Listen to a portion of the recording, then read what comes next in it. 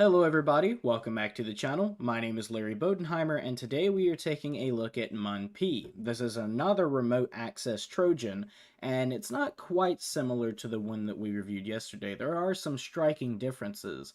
One major difference that the C2 servers for this are actually still running.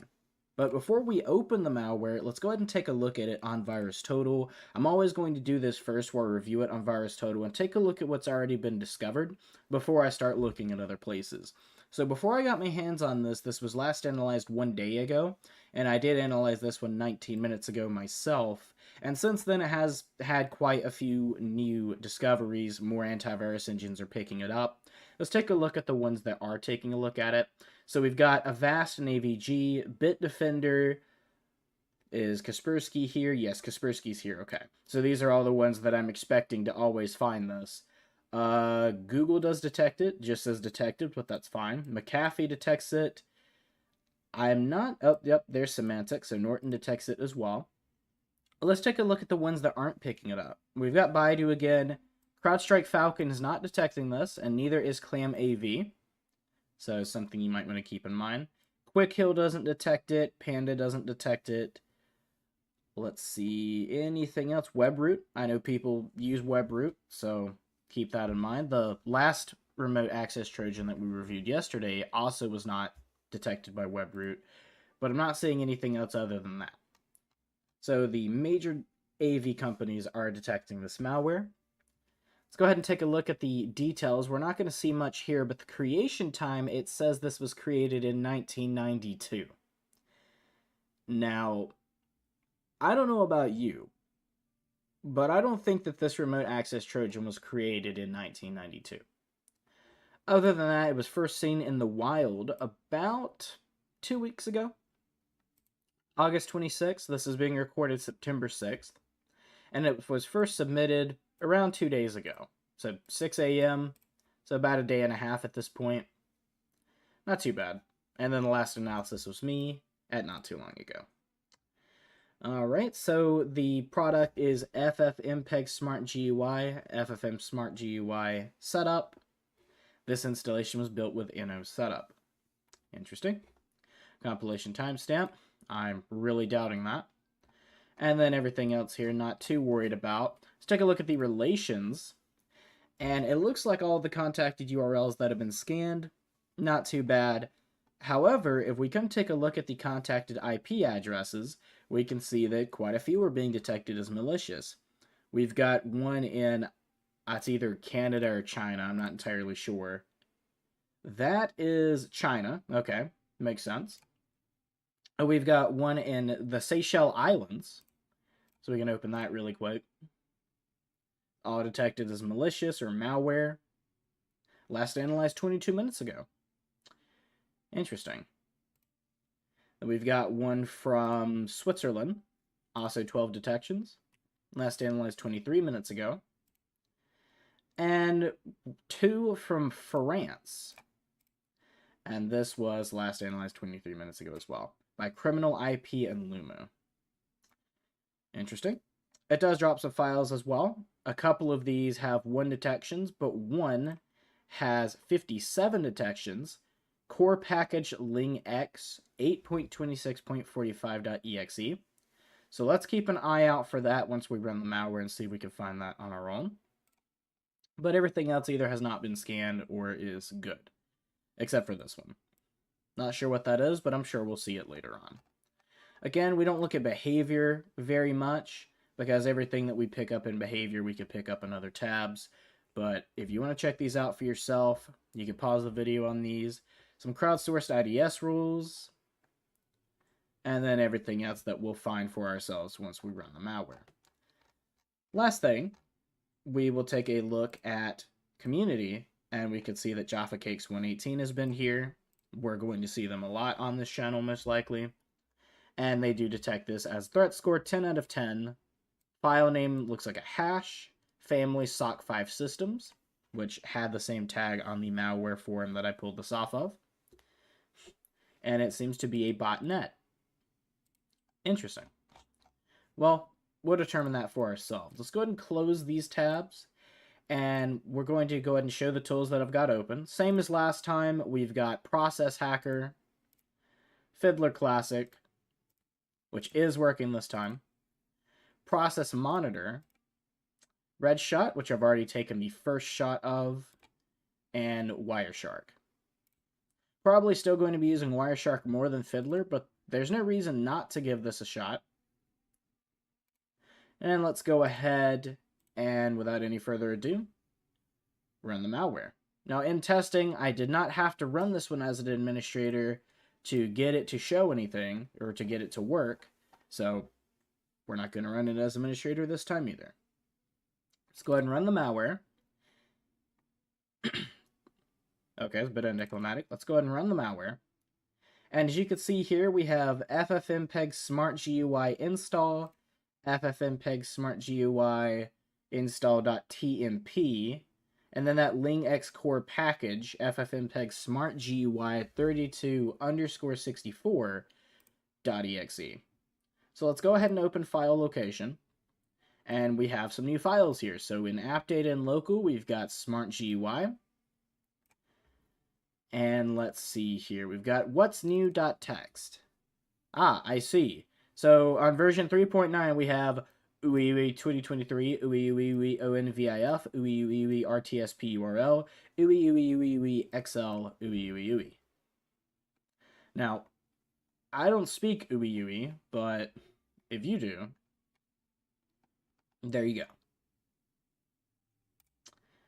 Alright, and then we've got an uninstaller, it looks like, okay. Uninstall.dat, license.txt.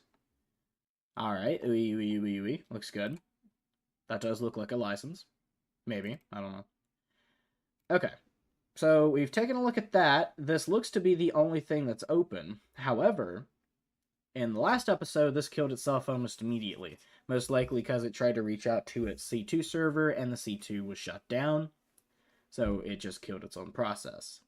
On this one, it's staying up.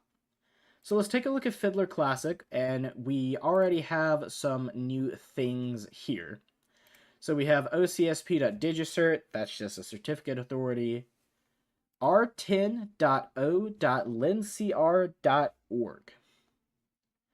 So let's go ahead and see if we can search that. I'm going to go ahead and put this in a window. Let's open a new tab. And r11.o.lincr.org. I doubt anything is going to show up when I look for this. But let's try anyway. Yeah, so nothing shows up when we do that. It does look to be an HTTP. Makes sense. This is HTTP protocol. What if we try r11.o.lincr.org? And again, nothing shows up. I'll leave this here for a second either way. So we've got things from Firefox, that's fine. We also have an IP address. So we could try searching that as well. 185.196.8.214. And nothing shows up for that either. Okay, fair enough.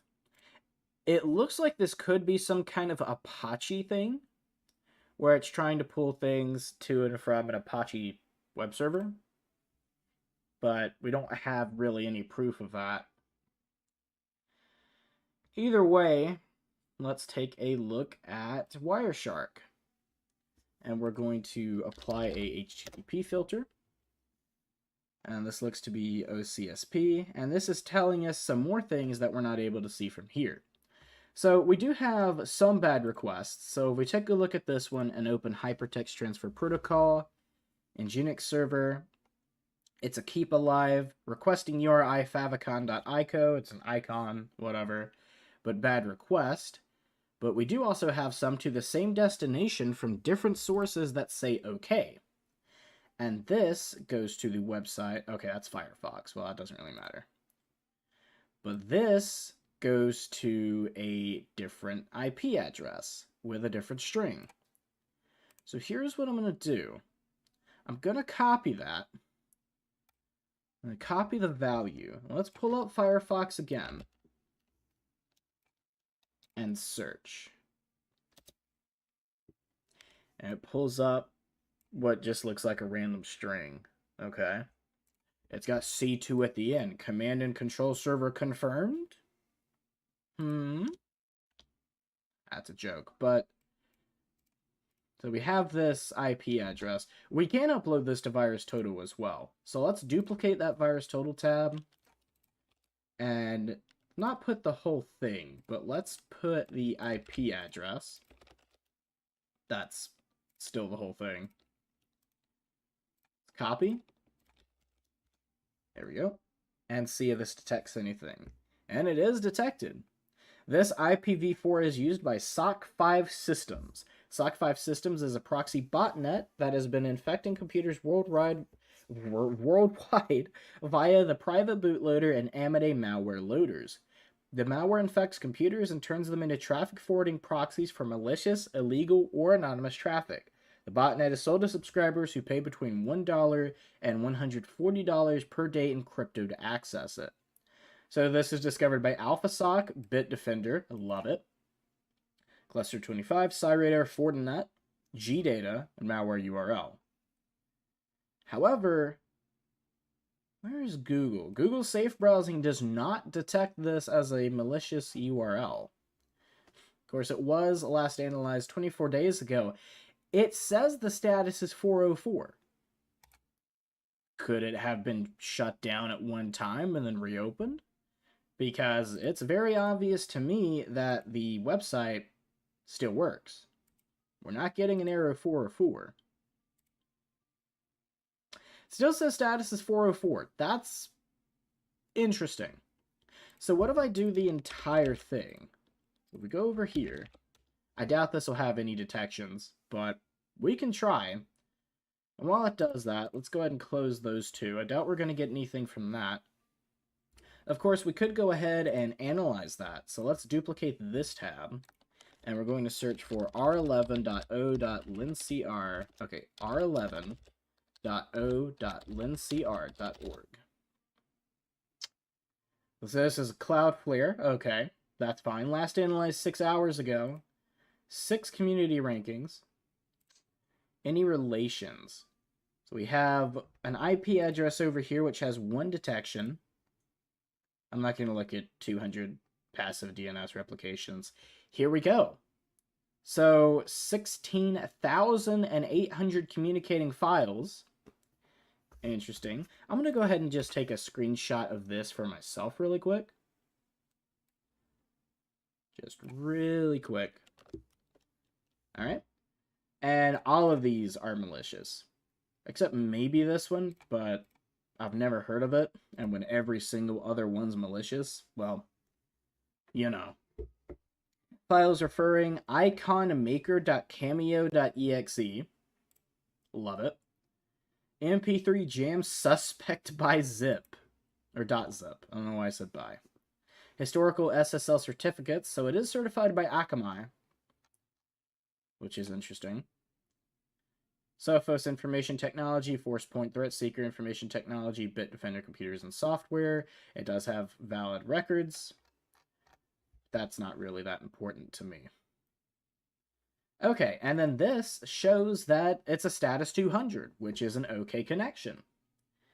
So what I'd like to know is, how is this subdomain, or this search on the same IP address, valid, but the IP address itself is invalid? Because for those of you that don't know, status 200 is HTTP OK, which means an OK connection. Connection was successful. 404 is not found, which means that it's either down or never existed. That's very interesting. Very interesting indeed.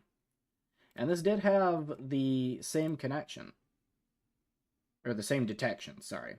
No community score, but 12 detections, and they're probably all from the same people. Yeah, I'm not seeing anything new here. So, interesting, but that's probably not going to tell us very much. What else do we have here? So I think this one was the Firefox one. No, this is R10. This is the lincr. Okay. So there's that host website we saw earlier. This is Firefox, I know that. That's R11. And this is from that same website. Now this is /favicon.ico. Let's try that. and see if anything shows up. It is a 404 error, so I doubt we'll get anything, but we could try. Favicon.ico. 404 not found in Nginx. Okay, so if the main website was down, that's what we should be seeing, but we're not seeing that. Granted, there's nothing there, at least visually, but that doesn't mean it's down. Okay, what else do we have here? So we have these search results, which look to be the exact same. If there are any differences, I'm not seeing them. Let's go to the very end. 1626A. 1626A. What about this one? Yeah, 1626A. So these are the exact same searches. We do have something else here. iPlayer service. Get Steam level v1 and then a key. API steampowered.com. Now this is interesting because I believe, and I could be wrong, but I believe Steam Powered is the official Steam like gaming service website. If I go to store.steampowered.com, yeah, that's Steam. If I go to api.steampowered.com, 404 not found. Interesting. It's a GET request. api.steampowered.com/iPlayer service. Let's copy the whole thing. So let's go ahead and copy this as a value and hit enter. Huh. Okay, response player level 4. I don't know what this means, but that's another connection. So, there you go. Do with that as you will.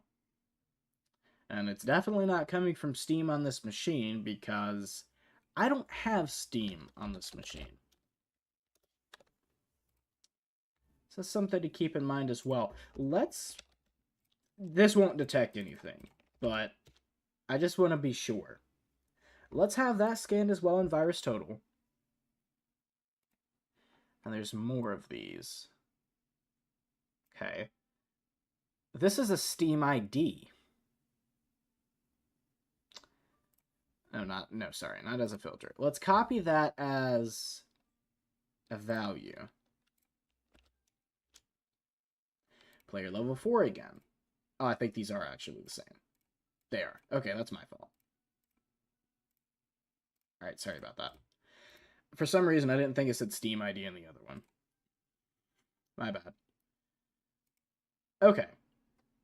So, what else have we got here? What else? We are seeing more things pop up over here. Store Akamai. That might have... No, I guess that couldn't have been me, because that started after I closed it.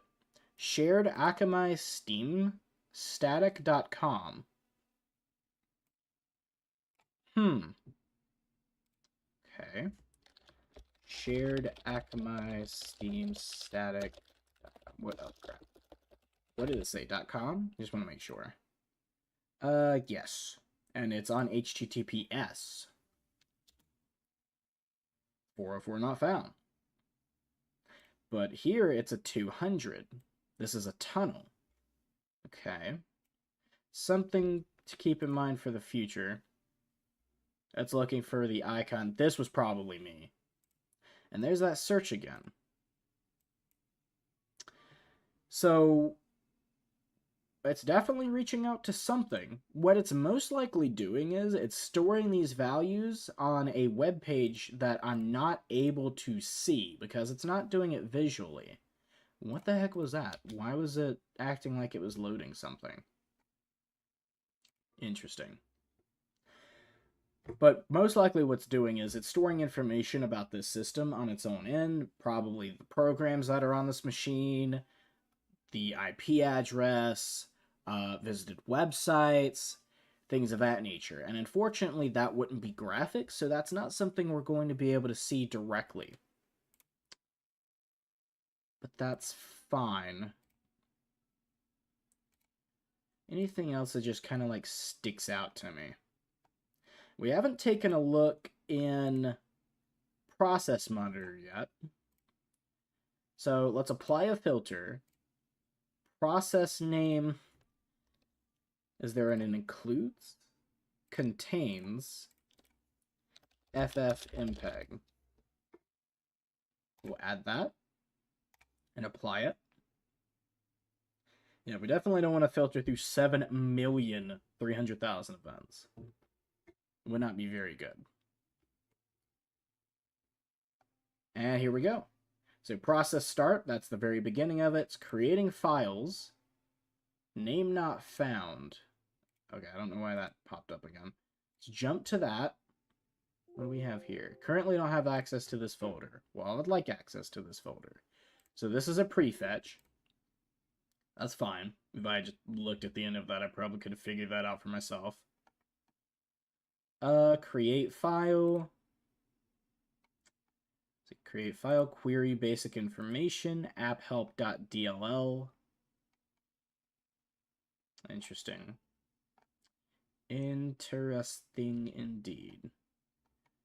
Okay, and it did pop up another one. Do I still have that folder open? I do. ffmpeg smart GUI 3264.exe. Let's copy that name and create a new filter. So we're going to go ahead and remove that one. And we're going to go to process name contains and add that and see if that's doing anything. I'm sure it is, because it's still running even right now. But yeah, here we go. Okay, so this is doing things on its own as well. Buffer overflow errors, usurp base, query security file, close file, create file. And then we've got some registry keys that are being made. 4,000 results. Reading kernel base, creating more files, creating something here. iphlpapi.dll. We can try to jump to that. It says name not found. And yeah, there's nothing here. Unfortunate. Okay, create file mapping. It's creating a bunch of stuff, but yet again, oh, here we go. Here we go. Okay, let's jump to that. This is new. Program data core package lingx 8.26.45. Let's open properties. Details. It's lingx core package. Date modified was today. Okay, interesting. It's in English United States. Previous versions, no previous versions, makes sense. Okay. And this is the one, if you remember. If we go all the way back to relations, this is the one we saw earlier.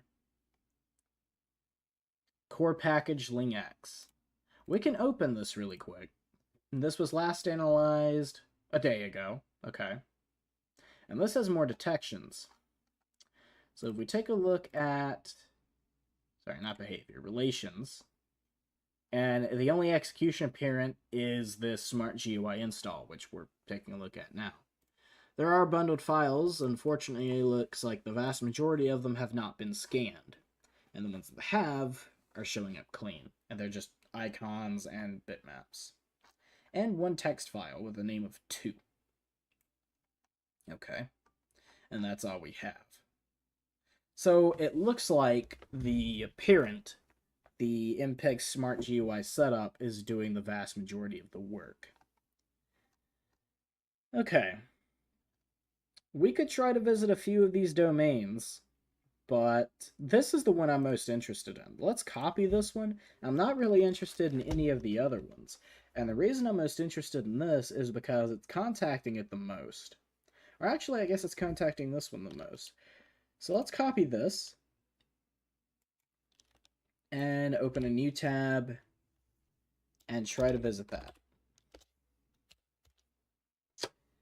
DNS lookup for BP Leo MD failed. System net socket exception. No such host is known. Okay. Did I copy this wrong? No? I didn't. One detected file communicating with this domain. And it's just MPEG Smart GUI install. Huh.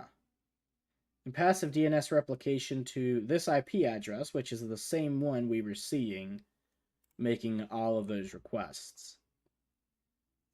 Oh, here we go. Look at that. Tunnel to bpleomd.com. And it gets a 502 error. Huh. All right. And yet again, this is the IP address that it's been making those requests to. So it's still up. It still runs. Subdomain bpleomd.com with no detections. I don't know how it could be its own subdomain, but okay, I won't question it. Please verify that you're not a robot. Okay, I don't believe I am a robot. That looks like a motorcycle.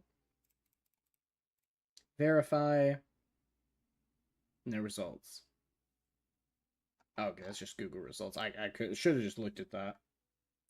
And it's unrated by everything. Last analysis date was 44 minutes ago, though. So if I analyze it again, is it still going to be unrated? I doubt that it would be detected anyway, because it looks like it's just a redirect. And this is on HTTP. Yeah, nothing's picking it up. Okay, fair enough. I'm not really sure where else to go with this, but we have determined that this is used by the SOC5Systemz family. It's a proxy botnet. All of the IP addresses we've gone to are not really pulling anything up, except for Steam level 4 and something else. But that's really all we've got. I'm going to take one more look at this. HTTP/J. Okay, that's interesting. I don't know what that is. .json, okay. So we could take a look at that really quick. And this is that get Steam level again. Huh. Okay. We also have one XML. And this is for tile service, weather. Okay, this is probably the little weather ticker over here on Firefox. We've seen that before. Okay, other than that, I'm not seeing anything else. So the last thing we can do to close this out is we can go ahead and create a second shot on RedShot. Let's go ahead and do that. So here's what we've determined. We found the IP address it was communicating with. We found some other domains, some that are marked as malicious and some that are not. But from the analysis I've made, I believe that they all are either directly malicious or they are... Okay, that definitely wasn't me, because it just happened again. Or they are tunnels to malicious websites. Clients when google.com, syndicated search.goog, fonts.g static. Okay. So there you go. We got botnet malware. We found the IPs. We found the domains. We know what it does. And since it's still running, I'm definitely going to revert this to an older snapshot as soon as we're done taking a look at it. But this is going to be pretty excited, so I'm probably going to review another malware sample directly after this one. We'll see how that goes. So you guys might get 2 videos today. Wouldn't that be nice? But we're almost done with RedShot. At this point, I can probably just go ahead and close everything, but... let's leave it open. I don't think there's anything else I can be doing with it right now. Let's go... Ooh, wrong one. Let's go ahead and click Compare as a plain text file. That is a lot of loading. That's a lot of loading. Okay. Wow, that's a lot of loading. We can also take a look at Task Manager and see if it's using a significant amount of CPU or memory. I'm not seeing it using any CPU